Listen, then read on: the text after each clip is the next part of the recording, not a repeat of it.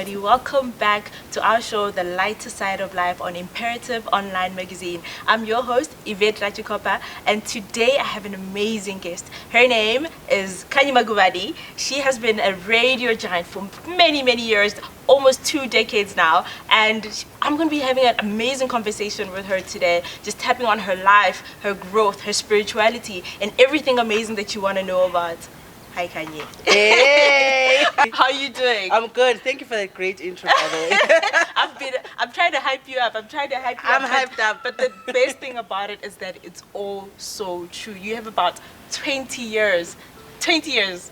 Absolutely. You know, I professionally started in the industry in the year 2000. Yeah. In fact, I was hired at Talk Radio 702 in 1999, and then I started in January 2000. Yeah. And how it actually came about is that the communication department at the former RAU, now Yes. University of Johannesburg, had an internship program partnership with Talk Radio 702 where they would take their honors students from journalism class and they would do an internship. But for some reason, and of course, this is the hand of God at work, that particular year they just did not find suitable candidates in the honors class, and my lecturer remembered me. Wow. You know, she's like, there's somebody, but she's in third year. She's not in honors. And they said, okay, well, let's try her. And long story short, I went through for an interview. They loved me and they took me, and then I started the next year. That is amazing. I love how already in your journey it was started by like a divine hand. Absolutely. You know, it wasn't really about how qualified you were. It wasn't really about whether you were the right person at the job because the divine said so. Absolutely. I believe, you know, in divine appointments. Yes. Come on. and I can tell you why. You know, there may be somebody watching right now and wondering why things are happening the way they are in their lives. And it's all part of the bigger plan. You know, even the things we see as delays are part of the bigger plan. I mean, I wanted to go and be a waitress at a pizza franchise, and I didn't get the job simply because we went there and they said everybody who's 21 and over come to the left, everybody else goodbye. Wow. And I was like and I think at that stage I was like 19, you know, 20. So and you didn't make the cut? I didn't make the cut. You didn't have a fake ID? Nothing, No. you know what I'm saying? So I was pretty bummed that I didn't get the waitress job, you know? But it was all to prepare and create space for what God had in store, you know, which was for me to go to Talk Radio 702. You know, of course I would go on to wait tables at some point in my journey as a student, you know, just to make an extra income. But I do believe that there was certainly the hand of God over my life, because my sister and I were just reflecting the other day. We were driving and I was saying to her, I'm so blessed. I'm deeply blessed, and I have such gratitude for the fact that I didn't struggle to get a job after graduating, because I already had my 702 gig, you know, and I just continued, and that's where my career started. So I don't even take that for granted to say God set me up big time. A good setup. It was a good setup. It was a good trap, because it's like a lot of times people plan their lives and then it's like God usually has a bigger plan. But I want us to save all the motivational stuff for the end of the interview. What I want to know right now is that we already know who you are right now as a successful, you know, broadcaster. You know, but I want to know about childhood Khyani. Yeah, childhood Khyani, that's my favorite part. What is your most favorite childhood memory? Okay, so I am the daughter of a preacher. All right, so there's 2 of us at home. I'm the youngest of 2 girls. My sister is also in broadcasting, just by the way. Oh, okay, I didn't know that. She's at Kaya FM, Tulima Kubani. I've heard that surname, and I was like, is there a connection? There's definitely a connection. That's my older sister. Wow. Okay. So my sister and I are second generation broadcasters, because my father was a broadcaster too. You know, before he became like a preacher, he was a broadcaster. In fact, my dad did many things in his lifetime. He was very adventurous. He tried different things. He was a golf caddy. He was, I don't know, but eventually he took up his calling. He acted at some point, but eventually he took up his calling and he became a man of God. So I was born and raised in the church. Come on. the story, born and raised in the church. That's how usually a successful person's story starts. I was born in the church. I was singing for years in the church. I was in the choir. So that's all I've ever known. Yeah. And, you know, and I was a very, very, very naughty child growing up. I was extremely naughty. Yeah. Like, Yvette, you won't even believe the things I used to do. You know, and when Tell us one story, maybe. Okay, one story, right? When I was about 5, 4, 5, 6, I convinced the kids in the church to take change from the collection plate, so we could go and buy ice, ice, wow, ice pop. Yeah, so we could go, and we all used to get 10 cents, 10 cents, 10 cents, 10 cents, right? Yeah. So I would have a discussion with everyone to say, guys, when the collection plate comes around, we're gonna put in 10 cents and we're gonna take out 5 cents. What change. I like about that story is that even then you were a leader. Because a lot of us, I know I used to be naughty too. And I look back at my journal, I was like, man, I was a leader. I was just leading people in the right direction. Yeah. So, So this happened for a few weeks. Eventually the Amakosa, Esontweni were getting worried. So they go and they talk to my dad. And they're like, Khyani has started this new trend. And we're worried that, it's going to pick up. We can't have people taking change from the collection plate. Yeah. And my dad dealt with me. Yeah. Proper, you know. So I got a hiding. I remember I got a hiding for that. Yeah. So, okay, I told the kids, okay, the scheme is off. Yeah. You Then I repented from your ways. Yeah, my dad has spoken, scheme is off. Yeah. And then I moved to the next thing. Yeah. Then I moved into the communion. Yeah. Then I got into the communion. And coming from that old Methodist church tradition, there's the pews there in the front where people go and they kneel and they, have their hands out ready to receive, communion. And while their eyes were closed, I would go and open their eyes and say hello. Literally like, hello. Wow. And my dad would be walking in his church robe, and I would take that robe. But the thing is, I look back now and I realize I delighted in being in church. I loved it. It was my free space. I felt like I could be whoever I wanted to. Church for me was never a bore. Yeah. I love that. Like just what I've noticed in the trend within the shows that you've done, because I did do my research, and I've noticed the trend is that your shows are always motivational, or they have some. I think the first one was called Living Religious. Living Sounds. Living Sounds. Yes, that was my own first radio show, because remember I studied as a journalist. Yes. And I started my journey as a journalist, and I worked as a reporter, and I broke many stories in my journey as a journalist. But then when I went to SAFM in 2006, I started producing. And I did that for about 7 months. But what I really was working towards was going behind the mic. Yeah. And I did that, and that's where Living Sound started. And it was a gospel show. And I remember when I got there, the show was an hour. And the music that they used to play was very much what I would call white gospel, if I could put it like that. Very like white contemporary gospel. And I thought, no man, we need some flavor in this house.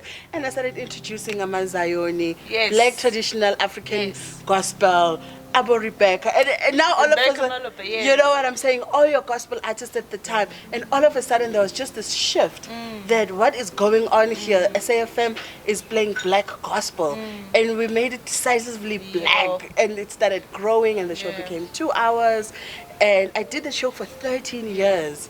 And it was amazing. And doing all these spiritual shows, I want to know, what is spirituality to you?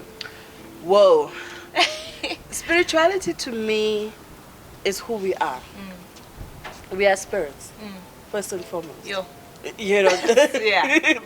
are spirits before we are in these bodies. Man is spirit, man is flesh, man is soul, man is mind. Because we think, we feel, we have spirits that are active in us. So for me, my spirituality is my most authentic self.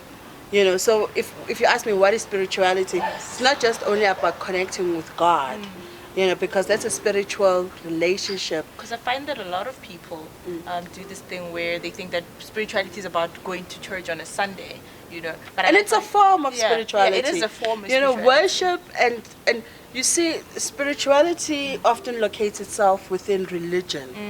And religion has practices and rituals. And going to church is a ritual that is practiced in the Christian faith. That's a ritual. In the same way that people will go and consult with Amatlos Waba and go into their ritual, into those spaces, Christians' rituals is going to church. On a Sunday. Sorry, and what I find about that is that sometimes it's limiting if that's all you want it to be. That's what you think spirituality is, Yes. just showing up, but there's more. Yeah. You are a spirit. Yeah. Because even if you don't go to church, some people go to church, others don't. Yeah. That ability to commune and connect with your spiritual being, that's your spirituality. Spirituality is responding from a spiritual point of view to things around us.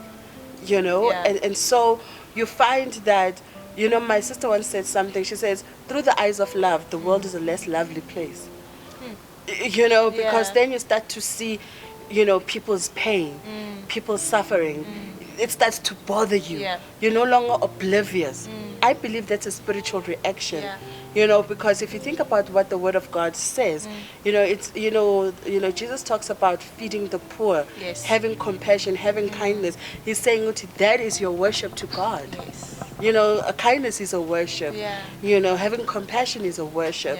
Yeah. And so I believe that spirituality encompasses all of these different things. And I love how you brought up rituals, because I have my own personal rituals that I have, and they might not be tied up to any faith or like dominion. Yeah. But what are your rituals that you keep up or have to keep up with your spiritual being, as you call it? Well, I do love to go to church myself. I'll say that. I go to church. I love simply because I love to fellowship with others. Yes. I believe in That's always a great. Yeah, I love it. I love the music. I love, just the act of being in praise with others, the collective praise. I love a good word. When you go to church and you feel like a word is just speaking to you, and it's for you, and it's for you. And sometimes it helps you to connect to something God has been trying to say. You're like, because sometimes people don't understand what is the purpose of a word. Yeah. What is the purpose of preaching? Yeah. Because people could just simply read their own Bibles, Yeah. and pray. Word sometimes brings revelation. Word brings understanding. Because sometimes a preacher may preach something you've read and you didn't understand it, but when you hear how he unpacks it, you're like, oh, okay. I'm going to hold you right there on the Yes. topic of the word. And something that I found very interesting was how you say that we are not this flesh. We are also spirit. Yeah. And there's a quote that says we're not human beings having a spiritual experience. Yeah. We're spiritual beings having a human experience. Oh, yes, And that's on nice. that note, I just want you to take a short break while we pay our bills. And we'll see you guys shortly as we catch up with Khyani Magubane, an amazing human being and soul. My mom always used to say, you have the capacity to be Dr. Makubani. Yeah. So she spoke it into your life. She spoke it into my life. And my mom never used to accept me doubting myself or thinking that I was average. Yes. My mother was allergic to being average. Like, you're not average. Like, you're not just going to get a degree. Yeah. A degree is not good enough. Yeah. You've not arrived when you have a degree. Yeah. But there's just so much more that you can do with yourself and with your life, and you have to aspire. Now, my mom didn't just talk the talk. When my mom passed away, we were both at university at the same time. Yeah. Welcome back, guys. I'm still here with Khyani Magubane, who have been having amazing chats behind the scene. And so far we've spoken about her spiritual journey, her childhood, and we're gonna dive deeper in now. So I know you guys want the deep stuff. So Khyani, we've spoken about your spiritual journey, your childhood. I want to know about what got you through your deep, darkest moments, and if you want to share, of course, what were those dark moments for you? Wow. When you live a life where the highs are highs, the lows are usually also very low. Yeah. And I think for me, some of my darkest moments, or maybe I'll just particularly choose one, losing my mother. Wow. And my mom passed away when I was 20. And it was also very sudden because she'd gone for a procedure that was not supposed to be a big thing, and then she died from the procedure. And quite literally, I took her to the hospital on a Thursday. She had the procedure on a Friday. She passed away on the Saturday. And there was some hospital negligence to it. But we were so young, I don't think we could have grasped the knowledge of taking on the hospital and doing. So, losing your mom feels like somebody pulling the carpet off your feet when you didn't even expect it, and you fall face down. Yeah. You know, you get off balance. You lose yourself. Yeah. Because you've lost your foundation, or it feels like your foundation, because your mom is like that cornerstone of your being. Yeah. Because you come from her, so you've got that connection. You know, that umbilical cord connection between a mother and the child never goes away. And that's another thing about loss, is that every single loss that we encounter, we find that we also feel like we've lost ourselves with that loss. So just when you're sharing that about your journey, I can definitely resonate with losing myself because of the loss of somebody else or something else in my life. So yeah, thank you for sharing that. How did you move past that? Well, when my mom passed away, I was quite young. Yeah. So the thought of going on a healing journey was not really top of mind. Yeah. I mean, just in terms of where I was in my life, I was a few months from completing my degree. Yeah. You know, so I think that was my first priority. Yeah. It was keeping everything together. Because I did go to my lecturers and explain to them, you know, what had happened. And I actually took leave, you know, so to speak.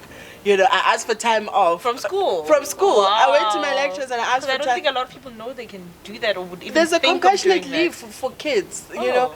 And I went to my lecturers and I explained to them, went to the department and I explained to them, look, my mom's just passed away. I'm a mess. I can't do school right now. Yeah. You know, can I please take some time off? Yeah. And I think I took like a month off. Wow.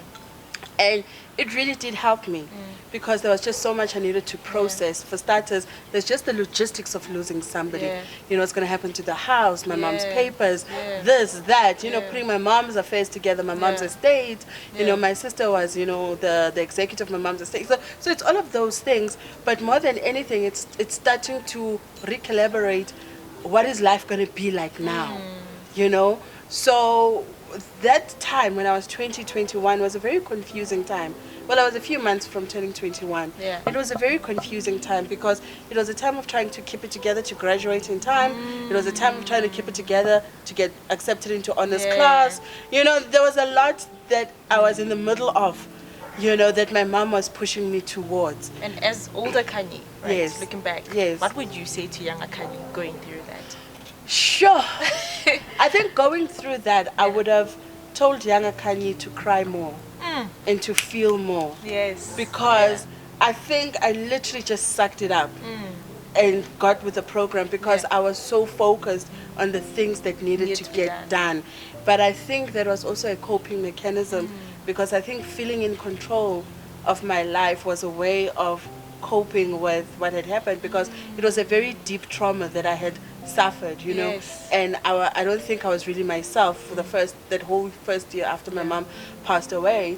And so it's been a lifelong journey of healing from that, you know, and it's wonderful. Actually, just yesterday was my mom's birthday. You know, and she would have been turning 71, and my mom passed away when she was 52. So you can understand, I've lived so much of my life without her, but she's still so vividly present in my life. You know, her teaching, her lessons. And my mom was a hard driver because she was a teacher. You never used to get away with being lax in your education. You know, she used to not accept anything less. I remember Is that why you're doing your master's? Well, not necessarily.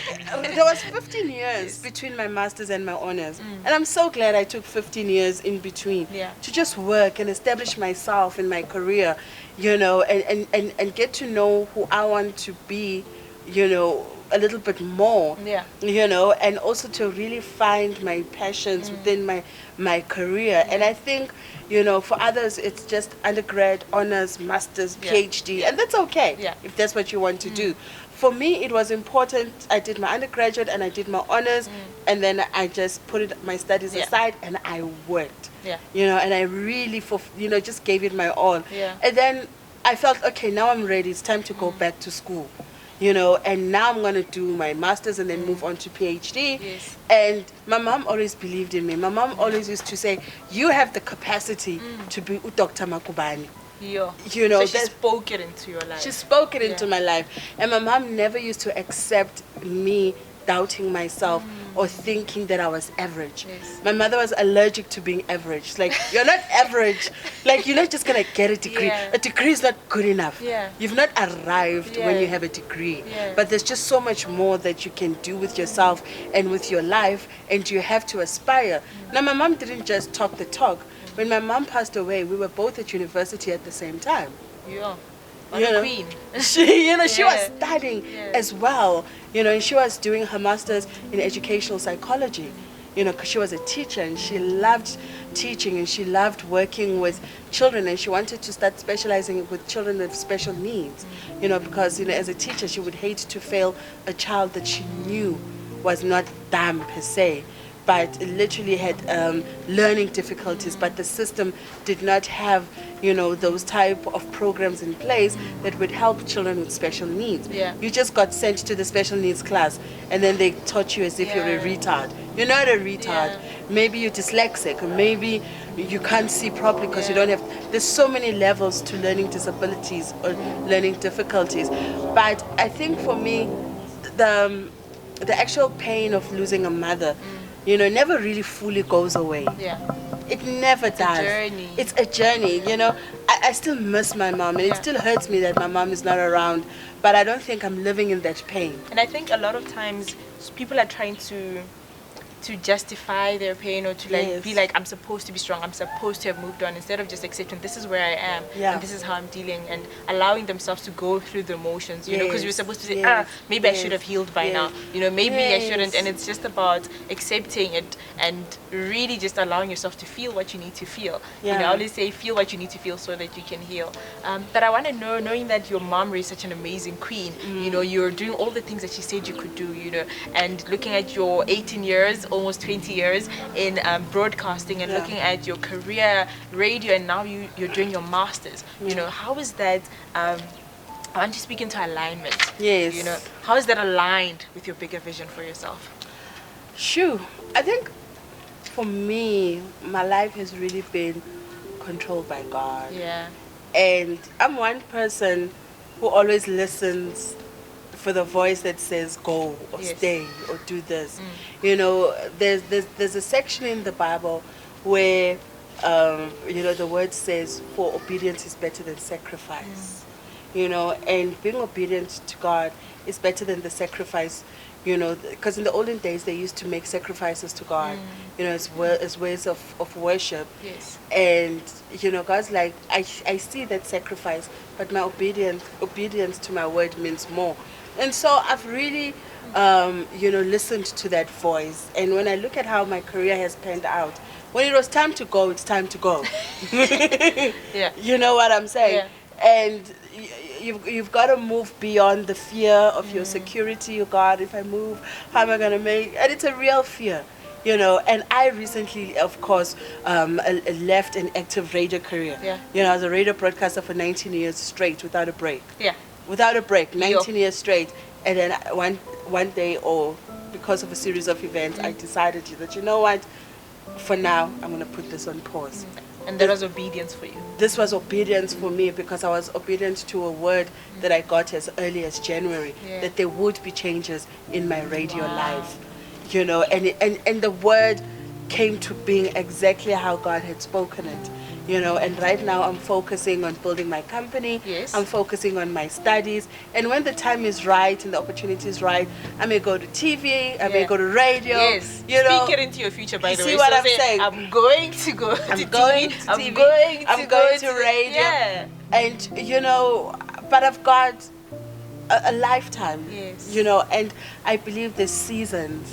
And right now, my season and my prayer and my wish, is to get married and start a family, So there's also that aspect of my life that I still want to go into. So I'm not really in a rush to get back into radio, into TV. God will make it happen at the right time. If God says the right time is next week, I'm going to be back on radio next week. I've learned to be surrendered. And it's not easy to surrender, because you want to have your own plans. God has his own plans. But I think at the end of the day, when we live in surrender, or when we try, we don't have to get perfect. Just try and just surrender on one thing. Just surrender your love life to God. And not try and make it all happen for that's yourself. That's a tough one. The love life one. It's we a need very a whole tough other interview for that one. We need a whole other interview about understand? surrendering. Yeah. You see what I'm saying? Because when you choose to do things on a walk, you're like, "Hey, God, I got burnt," and he's just like sitting there going, I could have told you. I could have told you.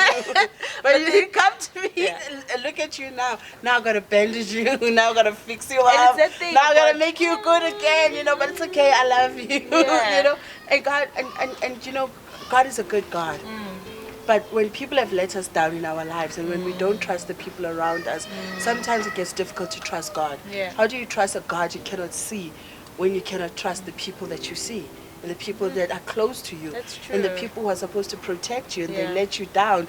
Others reject you. Others betray you. So it's about working really on trusting you and trusting from inside, trusting love, trusting God. You know, and then that obviously will outpour into your external environment as well. And then you can trust and surrender to the process of God creating certain things in your life. Just one last question. I feel like there's so much I want to discuss with you. We haven't even touched on your company. Yes. You know? But I want to know. Part 2 is coming.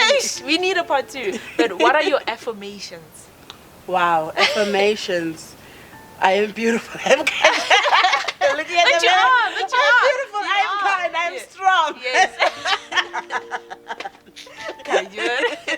Genuinely, what are the things that you say to yourself that really keep you going? Sure. I think for me, what I always say to myself, I don't particularly say one thing. But I always say, God, I know you've got this. You know, I affirm myself in being a child of God. And I affirm that, you know, I am loved. The other day, I just had this big revelation. Oh my God, I am so loved. You love me so much. And that for me is my affirmation. You are loved. You know, you are supported. You know, you are guided. You are never alone. That for me, I think are my affirmations that I always go back to. You know, especially when you feel alone. Because my father passed away when I was 11. And my mom passed away when I was 20. And so when you find yourself being an orphan by the time or by the age of 21, your prospects in life don't really look great. You know, because already there's a part of your story that puts you in the category of rejects. You know, but God takes the things that the world rejects and he takes them and he turns them and he makes them the things that he uses to shine his glory. You know, if you look at the people that God used, you know, he used so many different characters in the Bible, people who are not perfect. And let's not forget that God used you. And God used me, of all people, the most imperfect person. And I feel like, you know, imperfect but perfect for your journey. And I think I want to thank you so much for coming and sharing that divinity, you know, today. I think today we touched on a lot of, there's so much that I want to talk to you about, you know, in terms of your journey. But I think God used you to tell a story, you know, that as somebody who may have lost their parents physically, you know, but you still have that godly support, love, you know, and somebody that's journeyed, and look at you and all that you've become. You're doing your masters, you know, you want to start a family, you want to, you know, change the world within your own space, and that's something that we can be grateful for. So thank you for sharing yourself with us today on the lighter side of life. Thank you for having me. And I just want to ask you one last question. Where can people find you if they want to like catch up with you and your social journey media and broadcasting and your company, your media company, all of that stuff? Where can people find you? Okay, on Twitter, my Twitter handle is @Khyani_Makubane. You can find me on Facebook. I have 2 pages on Facebook. There's my personal page, which is always full, so that'll be difficult to get into. But I also do have a fan page, Khyani Makubane Media Girl. That's where you can get me. And I am on Instagram as well, Miss Khyani M. And that's really where I am. Well, thank you. Thank you.